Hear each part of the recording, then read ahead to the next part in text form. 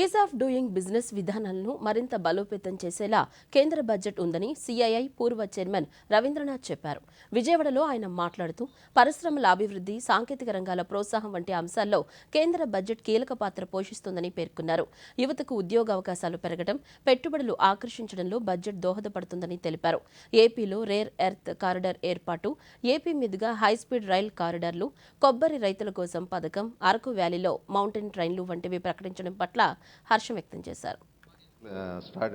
Propose చేసిన new taxation సిస్టమ్ని 1 April 2026 నుంచి ఇంప్లిమెంట్ చేస్తున్నారు.